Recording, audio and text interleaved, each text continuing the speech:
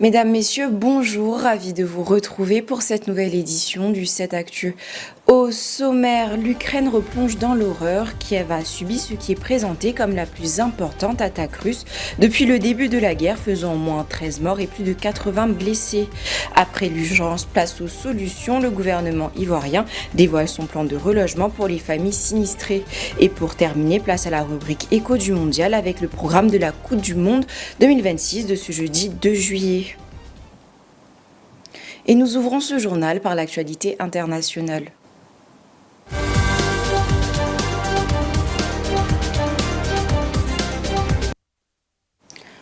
En Europe de l'Est, en Ukraine, la guerre continue de s'intensifier. Kiev a subi dans la nuit une vaste attaque russe menée par missiles et drones, présentée par les autorités comme la plus importante depuis le début de l'invasion en 2022.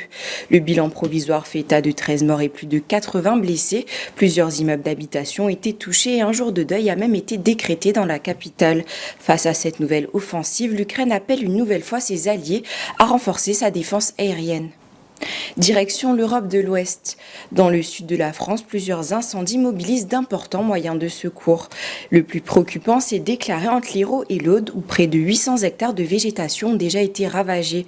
Plus de 500 pompiers sont mobilisés pour tenter de maîtriser les flammes attisées par des vents violents. Plusieurs routes ont été fermées et des centaines d'habitations ont été évacuées par précaution. D'autres incendies sont également en cours près de Marseille, où les secours redoutent une aggravation de la situation avec la poursuite des fortes chaleurs. C'est la fin de ce tour de l'actualité internationale.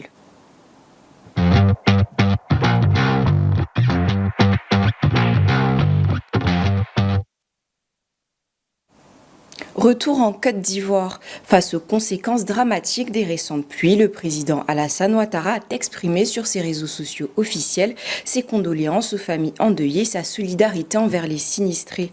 Il assure que les autorités restent mobilisées pour apporter une aide rapide aux victimes et mettre en place des solutions durables afin d'éviter de nouvelles catastrophes. Le chef de l'État appelle enfin à l'unité et à la solidarité nationale dans cette épreuve. Toujours à propos des intempéries, le gouvernement dresse un nouveau bilan de la saison des pluies. Les intempéries ont fait plus de 50 morts à travers le pays. Face à cette situation, les autorités renforcent les mesures de prévention et appellent les populations à respecter les consignes de sécurité, en particulier dans les zones à risque. Écoutons à ce propos le porte-parole du gouvernement, Amadou Koulibaly. Pour ce qui est des inondations que nous avons connues, et notamment cette journée tragique du lundi dernier, le Conseil déplore un bilan particulièrement élevé de 59 personnes décédées cette année, alors que nous ne sommes qu'au début de la saison des pluies.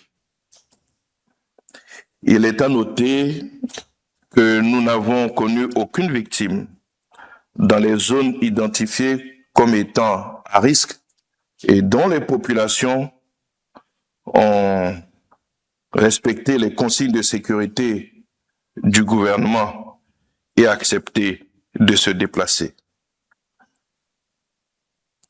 Le bilan le plus élevé revient à la commune d'Atekoubé avec une vingtaine de morts, où les populations ont hélas recolonisé des sites d'où elles avaient été déplacées. Le gouvernement regrette toutes ces victimes et présente ses condoléances aux familles des disparus et prompt rétablissement aux blessés. Le gouvernement appelle les populations à respecter toutes les mesures de sécurité qui sont édictées, notamment en quittant les zones identifiées comme à risque. Dans le même registre, pour accompagner les sinistrés, le gouvernement mise sur des solutions durables. L'État annonce la construction de 12 000 logements destinés au relogement des familles sinistrées. Des détails avec Lucien Aoussier, Fatou Kaloga. Les récentes pluies diluviennes à l'origine d'inondations et d'éboulements meurtrières dans plusieurs communes d'Abidjan ont remis en lumière la vulnérabilité des habitations installées sur des sites à risque. Dans le même temps, Les opérations de déguerpissement se poursuivent dans plusieurs quartiers, notamment à Koumassi et Port-Boué, où de nombreuses familles ont dû quitter les emprises occupées. Pour répondre à cette double urgence, celle des sinistrés des intempéries et des populations déguerpies, le gouvernement passe à l'action. Réuni en Conseil des ministres, ce mercredi, il a annoncé la construction de 12 000 logements destinés à accueillir ces ménages.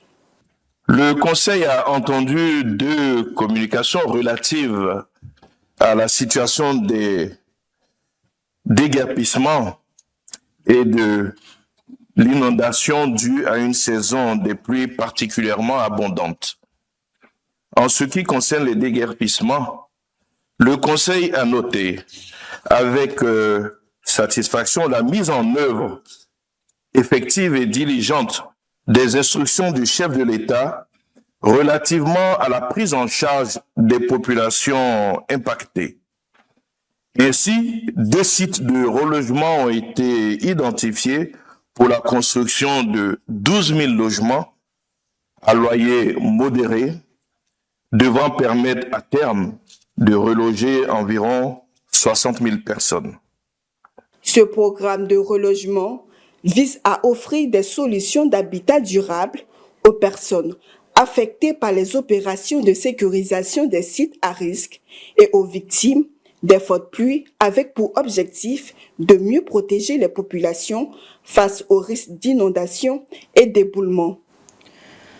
Retour sur le terrain à Mosikwa-Agban, l'émotion reste vive après les éboulements meurtriers. Entre habitations détruites, pertes matérielles et familles endeuillées, les habitants tentent de reprendre le cours de leur vie. Le constat de Dendini Kai.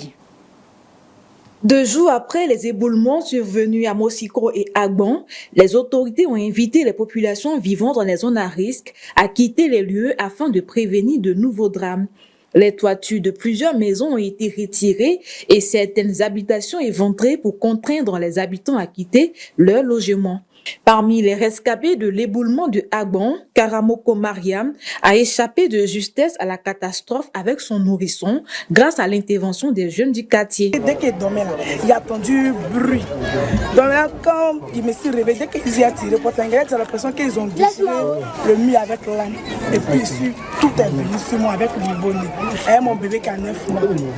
Donc là, l'enfant était dans la boue, donc il a ouvert la boue et puis je l'ai pris. Lui-même, son nez, son visage, tout était dedans. Maintenant, la fille, elle allait se coller contre le mur. Maintenant, il était arrêté. Il a commencé à crier. La voisine de celle c'était la même chose. Celle était aussi enceinte. Mais les jeunes sont venus l'aider. Maintenant, les jeunes sont venus, ils ont pris le marteau, tapé la fenêtre parce qu'ils n'arrivaient pas à respirer.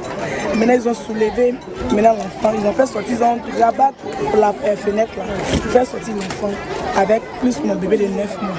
Les personnes sinistrées ont été relogées dans des établissements scolaires.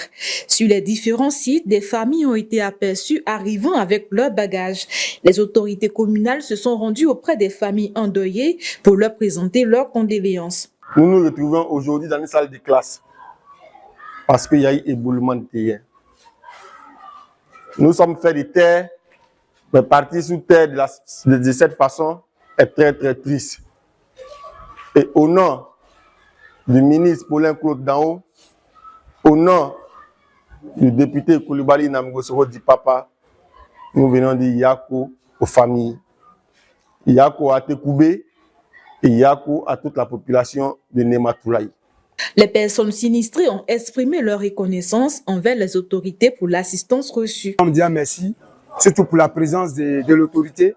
Il faut préciser, c'est l'honorable avec sa délégation dirigée par le président de la jeunesse RAGP à Tekoubé, vraiment venu nous apporter aide et soutien.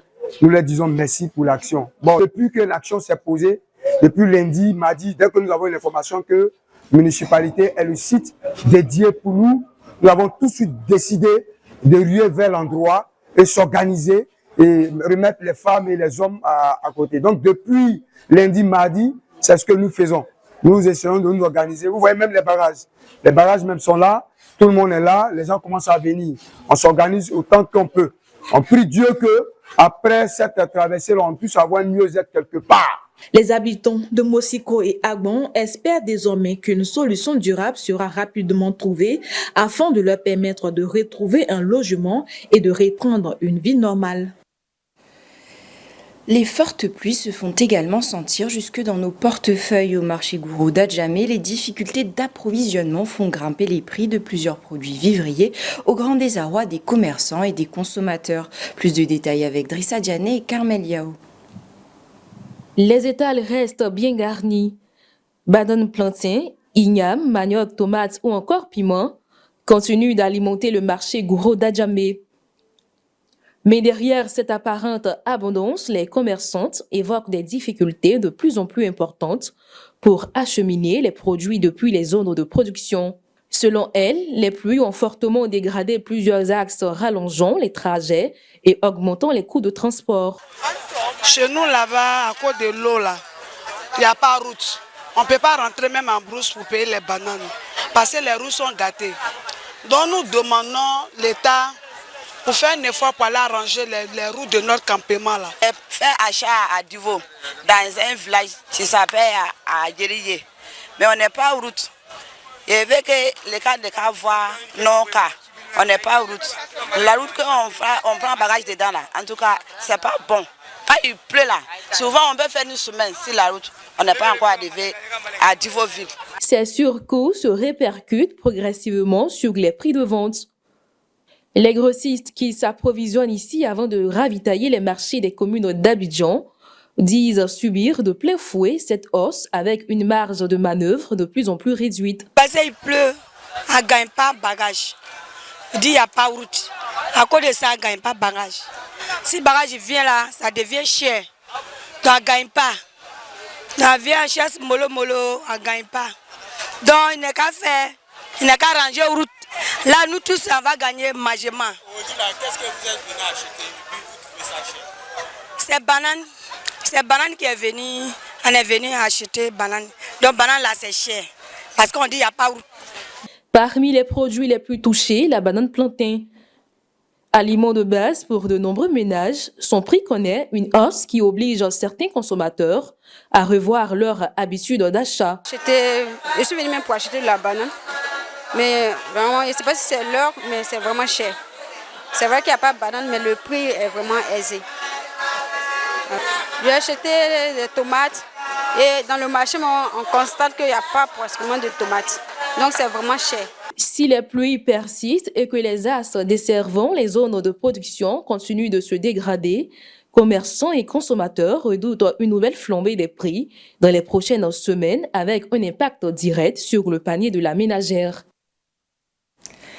Terminons ce journal avec l'événement sportif le plus suivi de la planète. C'est tout de suite dans Écho du Mondial.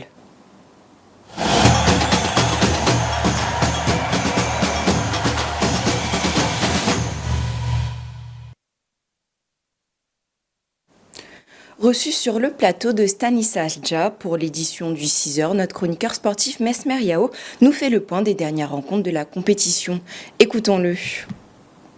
Cette rencontre a tenu toutes ses promesses où les Congolais ont créé la surprise en ouvrant le score dès inscrit le but de l'égalisation à la 75e minute avant de s'offrir un doublé à la 86e minute. Et grâce à cette victoire, l'Angleterre... Une autre rencontre qui s'inscrit, j'ai envie de dire, dans cette même veine, c'est celle du Sénégal face à la Belgique de Romelu Lukaku, qui a fini par s'incliner. Oui, c'est une équipe du Sénégal que aussi nous avons trouvé très déterminante hier soir. Il faut dire que les Lions de la Teranga ont ouvert le score à la 24e minute grâce à Bib Diarra, avant de doubler la mise à la 51e minute par Ismaël Sarr. Une troisième rencontre, les États-Unis d'Amérique qui valident leur qualification pour les huitièmes de finale face à la Bosnie-Herzégovine. Et c'est sur un score de 2-0 que s'est terminée cette rencontre opposant donc les États-Unis. Score juste avant la pause grâce à Folarin Balogun à la 45e minute. Et au retour des vestiaires, Balogun... Alors, Mesme, avant d'aborder la question du programme du jour, revenons un tant soit peu sur ces rencontres qui ont vu, j'ai envie de dire, l'élimination de ces équipes africaines. Oui, alors, Stanislas, il faut dire que les équipes africaines ont démarré en fanfare véritablement ces 16e des finales. Oui. Quand on prend la rencontre de la RDC, on a vu que la RDC menait, mais à la 85e minute, pratiquement, il y a eu l'égalisation et le deuxième but aussi est intervenu. Et ça a été le même scénario contre la Côte d'Ivoire, où la Côte d'Ivoire menait et nous avons été rattrapés et dans les derniers instants, nous avons été battus. Et c'est ça le péché des équipes africaines dans cette compétition. Oui, c'est un problème de gestion des scores et aussi la défense qui aussi n'arrive pas à canaliser les attaquants de l'équipe adverse. Donc il va falloir véritablement corriger cela pour les prochaines compétitions. Regardons aussi le cas du Sénégal. Oui. Le Sénégal là, un cas qui vraiment peine. C'est ça. 2-0, vraiment c'est inadmissible, voilà, de voir que le Sénégal là, qui menait 2-0 se faire rattraper et être laminé par cette formation. C'est pas pardonnable pour ce que le Sénégal a fait. Donc je pense que c'est une question de gestion du temps, c'est une question aussi d'expérience. On manque d'expérience. On peut aussi parler du facteur aussi de l'excès de supériorité, parce que après avoir inscrit 2 buts, on se croyait tout gagné, mais on a dormi sur nos lauriers et l'ennemi est venu nous surprendre. Ça a été le cas du Sénégal. Ouais. Donc c'est ce qu'on peut noter donc, dans la prestation des équipes africaines dans cette compétition. Vraiment, il va falloir que nous réglons cela. La question de gestion des buts, la question des défenses et aussi la pression. Parce qu'une fois on encaisse un but, alors nous sommes en tout cas, c'est la débandade surtout dans nos différents camps. Tout le monde est désemparé. Ah oui, il va falloir régler cela.